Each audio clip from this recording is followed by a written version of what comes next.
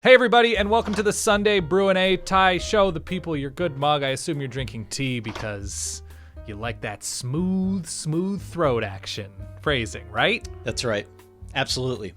I got some black coffee because I got to keep this engine going, Ty. I got to keep it going. And here's what I want to do today, because we do have a question that we're going to get to at the end of the show from a verbaler, but because the SEC debuted, and we talked about all of this on our recap show, which is available now wherever you listen to podcasts, because the SEC debuted and there were unexpected results, unexpected performances, who is your top five? What does your top five look like in the SEC after Georgia and Florida and Alabama and LSU and Mississippi State and Ole Miss and all these teams? Tennessee looked maybe exactly how you thought they would, or perhaps nothing like they really showed to you last year or in the offseason. I mean, Mississippi State's probably 1 through 5, and then everybody else. I'm assuming after what we saw in game one of the Mike Leach era, Dan, 44 points against a team at LSU that should still have a pretty good defense, lost a lot, but that was quite the impression that we saw in week one. Yeah. So where do they've they got fall? to be in the top five somewhere. Okay, so tell me where. Can we agree on Alabama 1, or do you have another team? We can agree. Okay. No, let's go Alabama 1. Let's go Florida 2. Okay. But then after we get through Florida, I would be inclined to still put Georgia there. However, they didn't look all that impressive, at least through one half of football. You would Now have Georgia ahead of picked it up. Mississippi State after the last 24 hours of college football. I am inclined to put them in the top 5 because they're Georgia. But based on what we saw in week one, no, I think Mississippi State's probably the next team. These are They power gotta be. rankings. This is only using what you've seen. Mississippi State. I have an emotional attachment to Georgia, though, after what we've seen the last couple of years. So it's hard for me, Dan, to do that. But look, it was such an impressive performance. We got to put Mississippi State there next. And outside the top 3, it's pretty much open season, right? Like Auburn had a win. They got there by taking advantage of turnovers. So I don't know if they're in the top 5. Are you fully writing Georgia, off LSU as a top 5 SEC team? No. They still have so much talent. But I don't feel all that confident in what we saw out of Miles Brennan. Okay. So I'm really torn outside that top 3. I don't know. Give me some of your opinions here. What do you think? I mean, there's a lot of questions now because Texas A&M sneaks by Vanderbilt. They, have the fumble issues. They don't separate themselves at all. I think the final score was 17-12, correct? 17-12. What's more correct. impressive? A clunker in a winning effort against what we believe to be the worst team in the conference, or a relatively close loss but giving up what they did on offense, which is what LSU did on Saturday. I don't know the answer to that. Yeah. Do you have an answer? I mean, I will you give got to you go my LSU rankings. in that one. Okay, you're going to go LSU on that one. Okay. I mean, they did win a national Got it. championship last year. 1 is Alabama to me. 2 is Mississippi State. Yes, Ty, to do what they did on the road. I know Florida went on the road as well, but it's more impressive given what LSU has on both sides of the ball. Still, replacing what they did, which is a ton of dudes, for what Mississippi State did to throw for 600 plus yards on this LSU defense. We don't know what the LSU defense actually means, but nonetheless, that's a thing, Ty. That's a thing. Florida did what, we knew Kyle Trask was good. I was crazy impressed with him and Kyle Pitts and Kadarius Toney. They still gave up a lot of points to a brand new Ole Miss offense that at times struggled last year to throw the ball forward, and Elijah Moore is amazing. I'm giving Mississippi State 2. I'm giving Florida 3. Dan Mullen having representation in the top 3 at 2 different schools. And then I think at number 4, I'll go Georgia because it was still a strong defensive performance. And then 5, so it's LSU versus Texas A&M, I suppose. But what Texas A&M showed, I mean, Tennessee went on the road. They scored points. They made plays. Does that register at all to you? Tennessee versus LSU versus Texas A&M? I'm not putting Tennessee or Texas A&M anywhere in that conversation. I have questions about what about LSU. Ole I have Miss and a questions losing about Georgia. effort? Here is my top 5. Okay. My top 5 is number 1, Alabama. Number 2, Florida. Number 3, Mississippi State. Number 4, I will put LSU. Okay. Because, and you bring up a good point about Georgia with the defense. The defense was A+ for sure. It kept them in that game when things weren't going well. But I have real questions about that Georgia offense.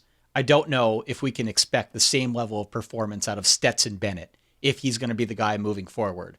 Where does JT Daniels stand? Right. The line, the running back situation didn't seem like they were in sync in that football game. So I need to see more from them on offense before I'll put them there. So is 5 Auburn?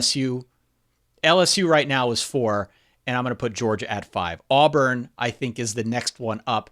We could say what we want about their victory over Kentucky, but Kentucky's a pretty good team, and they had a lot back. The defense wore Kentucky down. That offense made the most of 3 turnovers, and Bo Nix didn't do anything stupid. He actually looked pretty good in this game. So yeah. Auburn would probably be my bubble team in this case. I'm going to have Auburn ahead of LSU because I like wins, Ty. I like wins. Okay. So I'm going to have Auburn as my number 5 team. 1 Alabama, 2 Mississippi State, 3 Florida, 4 Georgia, because they covered this game. It was a 24-point spread that they covered. It took a while, but they covered it. And then front door cover, they got it. Front door cover, and then I'm going Auburn 5 because I think Kentucky's a somewhat tough team. I don't love their offense and passing downfield, but it's still a pretty good team. So Auburn winning that game, especially in week 1 with a new offensive coordinator, new offensive line, I think there's room to grow, and I think they will because I really do like that receiving core and what Kevin Steele has consistently done on defense. I'd ask you the same question, by the way, about the Big 12, but there's no correct answer. Kansas State beat the perceived king, but they just lost to Arkansas State. Texas needed every dripping second to beat Texas Tech in overtime. TCU, we don't know because they hadn't played before yesterday, and they still showed a lot that needs improving in terms of tackling on defense. Baylor has played 1 game. I mean, who am I missing here that is just the class? Iowa State has already lost to a Sun Belt team. Who am I missing? I was going to say, number 1 on the totem pole could be Louisiana at this point. Yeah, I mean, Oklahoma State hasn't lost, but they don't have a healthy starting quarterback. They have a nice defense. Louisiana could be number 1 on the totem pole at this rate. Louisiana, number 1. Kansas State, I don't know. I don't get it. I don't understand how that happens. They didn't know if they were going to have enough guys as of Friday to play the football game. They did beat Oklahoma at home last year. Yeah. 28.5-point dog going into this week's games. And by the way, Oklahoma was great. They were great for 3.5 quarters. And then just sort of hit a wall. They did. I don't get it. Yeah, they look like what Oklahoma puts into the universe at least once a season, sometimes 2 or 3 times a year. Didn't think it would be this early in their first game against an FBS team, but here we are. ACC is a little bit easier. I mean, it's Clemson and then a grouping of upper middle class teams like Miami and Notre Dame and whoever else. We'll see. The Pitt defense. But there's no argument at the top, really. I mean, is there an argument between Miami and Notre Dame to you? I think it's fair. Miami's been more impressive so far. They've played some higher level competition, and I think certainly what they're getting out of De'Ara King is exciting. Between De'Ara King and Cameron Harris and their defense playing pretty well, it's tough not to look at Miami and say they're the second best team in that conference right now. We'll find out soon enough on the Notre Dame side. Notre Dame's game postponed this week because of coronavirus, but they did show a step forward from week 1 to week 2. If their running game continues to develop, if they get a little bit more out of that passing game, you bolt that onto a defense that's already pretty good. Mm-hmm. I think obviously it's going to be pretty easy to bump them back up into the 2 slot. But thus far, Miami's been way more impressive, so they've got to be number 2. Yeah, it's got to be number 2. I think if we're weighing rosters, if we're weighing performances, De'Ara King against Ian Book, right now, the King gets my salute. Yeah. All right. And then excited to do this for Big Ten and Pac-12 football when those return in a few weeks. Sam wants to know. We discussed this a little bit on our audio show, but Sam sent us an email in desperation, I want to say. Just he has hit an end of the line as a TCU fan. Another close, crazy loss after last season as well. What do you do if your team has just broken your heart too many times, Ty? You've been in this position. I've been in this position. I have. Do you stop watching the sport altogether? Do you just sort of laugh at your own team's games and throw your hands up? What do you do when you are trying to take your team seriously and they are not performing seriously? Yeah, the only option is to take to Twitter and post snarky things about your team. And you can use that as like a cathartic experience. Sure. to get through it, to watch your team, but do so almost ironically in a way that doesn't labor you emotionally. Yeah, I would add something to your life. I would add, getting in the best shape of your life. Like, well, at least the frogs were terrible, but I improved my 5K time. Like, you got to add something productive to your life. Maybe just stop watching at halftime.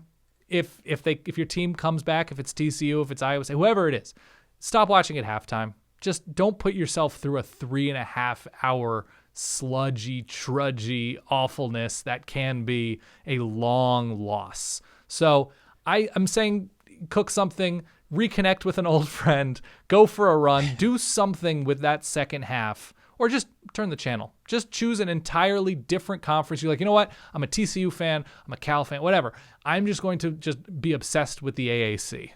I'm going to be obsessed with the Big Ten. I am just going to watch another conference like it's the best TV show that has ever existed. That's my recommendation.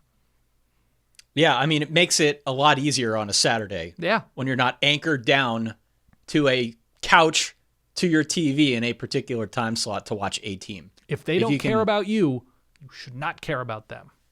No. If you're free to move about the cabin, move about the cabin. Just keep an eye on the score and see what's going on so that you're informed. Yeah. I think we're on the same page. We agree. All right. That is our Brew&A. Thank you for watching. By all means, Ty, tell them what to do so they can be notified, so they can be a part of the Verballerhood on YouTube. What advice using dangerous verbs do you have? Well, of course, subscribe if you haven't already, but I'm just coming in close to the camera. Just gotta see what I'm doing there? Just do that to the little bell. I feel weird about it. See. The little bell that you see, tickle that bell. Yeah. To be notified. Smash the like button, as all the gamers say on these here YouTubes, and be notified whenever we get a new video posted.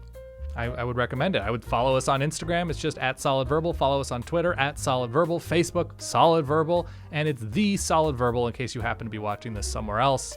That's all I have. Thank you for watching the Sunday Brew&A. Subscribe to the podcast. We have 3 shows a week, a recap show, a preview show, and the UFO, our Friday orbit, with the U changing each week. And we're doing video all over the place. We've got a midweek Brew&A, late week Brew&A, where we drink beer. And we've got our Sunday one where we drink some tea or coffee, because we're not degenerates yet.